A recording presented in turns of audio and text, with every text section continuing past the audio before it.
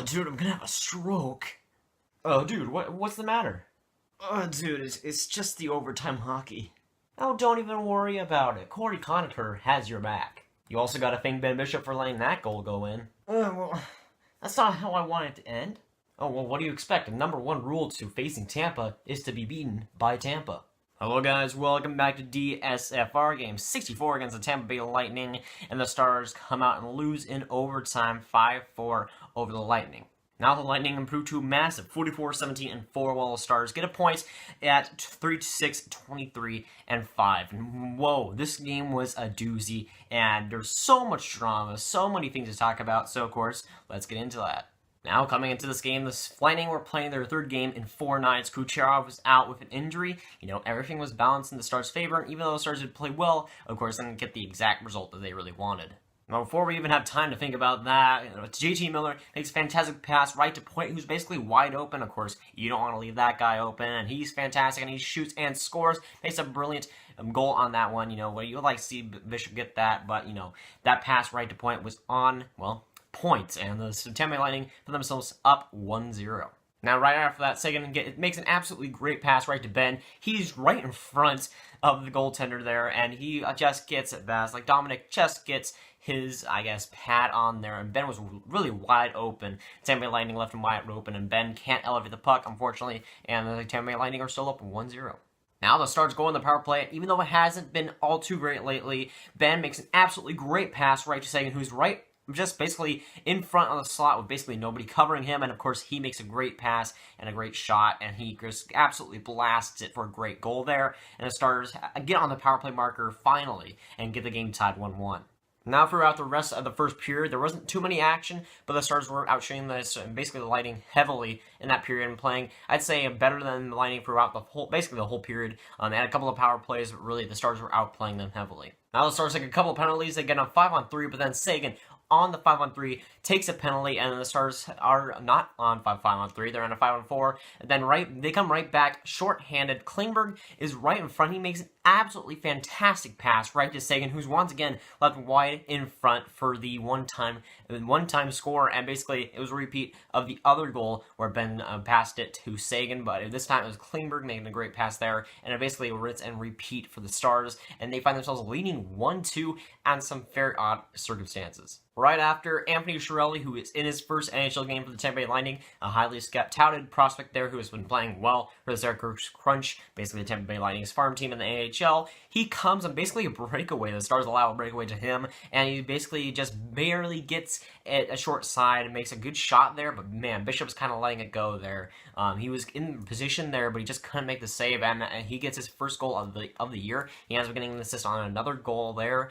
He had a great night. He looked good, and the few opportunities that he did get, he really converted on. Now, after that goal, Ham Hughes off the face-off turns it right over to Killorn, who basically dumps it in and goes right to Bishop. He's trying to corral it, and then Killorn comes back in and just kind of pokes it into his 5-hole, and of course, Bishop didn't cover it. He basically had, I wouldn't say wide open net, but Bishop had to cover that. He didn't, and then it just squeaks through his pads there and comes for the line, and that goal was absolutely atrocious. At that point, Bishop was just kind of giving it to the Tampa Bay Lightning. I mean, I know you're friends with all of them, but come on. Bishop really should have had that, but he just gives it away to the Tampa Bay Lightning, and they take the lead 3-2. Just a ball buster of a goal right there. And then a few minutes later, Klingberg absolutely just lets the Stamkos go in a wide open breakaway. A great pass up the ice, but man, Stamkos was wide open. Klingberg can't catch up to him, and of course, Stamkos just shot at 5-hole. Bishop really should have had that. And once again, he gives up a stinker of a goal, and the Stars are down 4-2, and of course, that'll be the score going into the third period. And a key thing that throughout the whole game, and throughout the whole year basically for the Tampa Bay Lightning, is they're going to take advantage of the little things that you do. The little mistakes that you do are going to be taken advantage of and just fully exploited by the Tampa Bay Lightning. Just letting Stamkos get a little bit more open ice on that goal, that's a little thing that they're taking advantage of. Letting Stamkos get on a breakaway, it's not really a small thing, but they're taking advantage of every single mistake that the Dallas Stars give them, and they're taking on it and feeding on it. So you may be thinking that maybe the comeback is on for the Stars. Maybe they want to do something, get a point out of this game, and then you realize that the Stars are 1-18-1 going into the second period, being down at least a goal. But then the Stars, they decide to actually do something for once in the third period, being trailed. Now the fourth line of Dickinson and Ritchie basically makes something out of nothing, and Dickinson right behind the net makes a beautiful pass right to Ritchie, and he makes a bar down shot. Basically, I think it was off the post and into the net. Fantastic shot by Ritchie. And the announcers, Daryl Ray, and at the first period, I'm pretty sure he had a good shot, and they said that, you know, if Ritchie keeps going on in this and he keeps working like this and getting the good opportunities like this, he's going to score. And they basically foreshadowed that goal, which I really did love. Great pass by Dickinson. He gets his first assist of his career and the first point of this season in 14 games. He's got 1 point. It's not all that great, but hey, it's something. And no, he's 4-3. Maybe the comeback's on. You know, they're starting to get the momentum. They're playing very well in the third period. You know, the third period comes and just chugs along. They're doing fantastic, and a few things happen before the goal that eventually did happen. Now there's a 2-on-1 developing for the Tampa Bay Lightning. Shore trips on the ref right beside him. He falls down, and he tries to get back up. He tries to get the stick, but Aaron Ernie passes right to, I don't know exactly who, but Bishop makes an absolute great save there, basically bailing out Shore there, and he makes a great play. One of the only good saves that he really made on the night. Now the Stars are having an amazing shift with about 10 minutes left. Short gets basically cross-checked in front of the net with no penalty, but hey, Stars having a great shift nonetheless. They are just buzzing around the Tampa Bay Lightning. In the last, I'd say, 15 minutes, the Stars were doing fantastic in the third period. Probably one of the best periods the Stars have played in a very long time, man. Fantastic period. Just absolutely rolling and swarming against the Tampa Bay Lightning. And just everybody could feel that a goal was going to come for the Stars. They're going to tie it up. They're going to do something with this kind of deficit lead, and they actually did something for once. The Stars are with 30 seconds left. Desperation all over the ice. The play keeps going. They're in the zone. And then the pass, Sagan is in front. The pass goes right back to Janmark as a lucky bounce. And then he scores with 10 seconds left in the game. And Janmark ties it 4-4. And that was one of the best moments of the season so far. Tying against the Tampa Bay Lightning was just magical. Now, this play was reviewed, and it was reviewed first for the time expiring, and then I think it was reviewed up in somewhere about goalie interference. Now, the first thing, it was about time, and that was, I think it was settled that it was 2.5 seconds left, something like that in the play. Something like that wasn't really relevant, but the Stars did get the goal before that, so that's all that matters there. But now, on to the goalie interference. Now, this play was a challenge for goalie interference. Now, if you watch the game, you know exactly what I mean.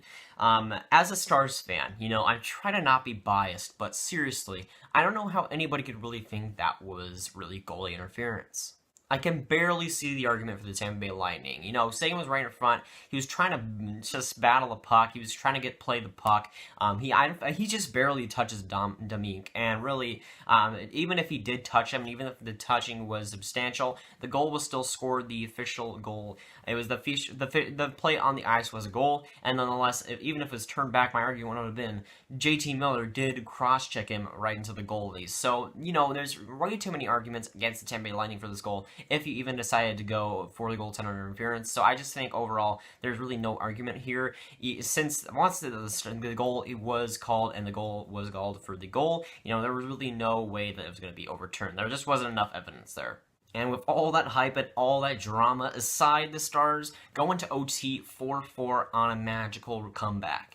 Now, there was back and forth, lots of chances, so many chances, and then there was a great chance by, I think, Brett Ritchie. Dominic makes a fantastic save. He comes down, and this is something that I have to talk about. If you watch the game, you know exactly what I mean, but Dominic, I think he spends like around 5 to 10 minutes for a sprain on, I don't even know where it was, but he's just standing there, you know. He takes his damn time. He just minutes pass by. He tries to slow the game down because at that time the Stars were the much better team. They were getting lots more chances, and he was trying to stop the play. So the best he could do was try and be as slow as possible with it. And of course the AAC, and knowing what the situation was about, you know, kind of booed him. And I would completely understand that. At that point, I think it was like 5 minutes just standing there, you know, kind of just feeling his legs, trying to see if he would be back for the game. And I think that's just egregious. And the thing was, he came back into the game, and the worst that it could have been was a sprain. And it wasn't even that. He was just completely fine.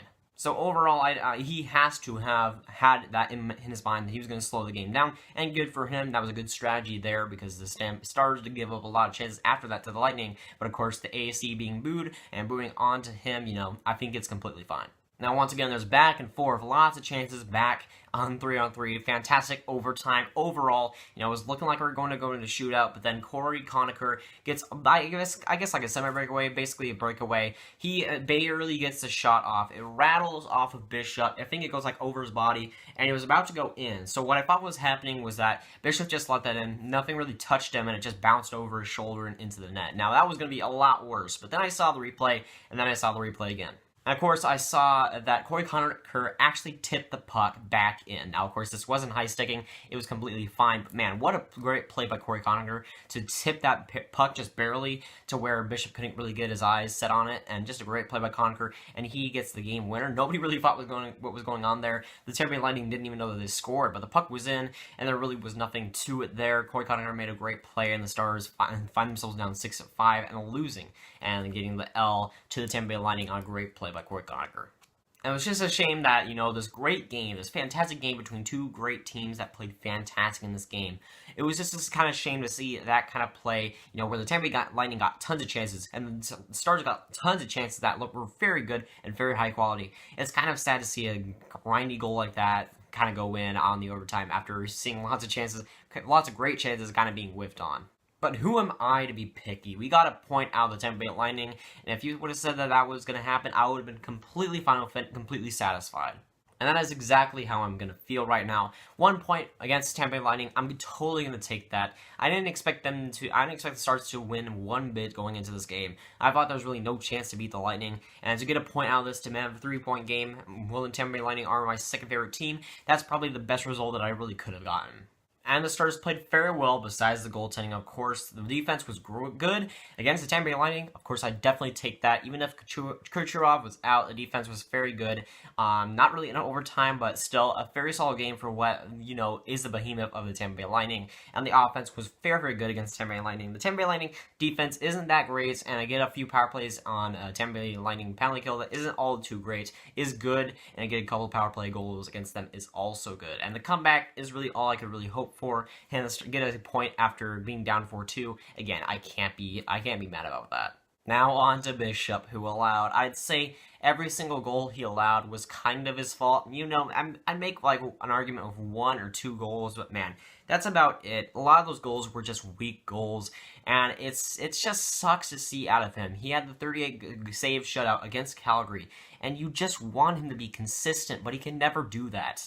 He's good at home overall, but he'd have a game like Calgary where he makes 38 saves and he's the MVP of the game, and then he comes into this and allows like 4 stinker goals, and you just wish that he'd actually be consistent for once. It's probably my biggest concern heading into the playoffs, and if we actually make the playoffs, is just Ben Bishop in general. If he's actually the starter, and if he can actually be consistently decent, that's all I really want. I don't want, well, I like the shutouts, but I want him to actually be decent overall. I want him to be consistently good and decent. I don't want these 38 save shutouts, which are nice, but then to allow 5 weak goals on a game against a team, and I just don't like the inconsistencies. I wish that he was actually just good overall, and not just this inconsistent.